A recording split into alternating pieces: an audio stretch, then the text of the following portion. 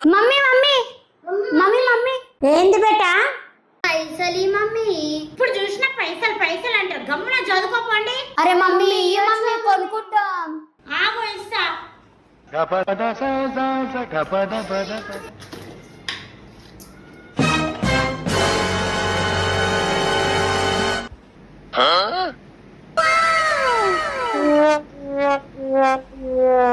వద్దా వద్దొకటి ఇవ్వండి. సరే మమ్మీ.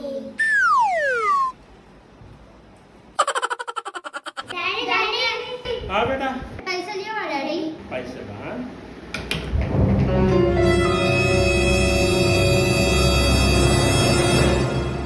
ఎందుకు బేటా? బింగో కొనుక్కుంటాం డాడీ.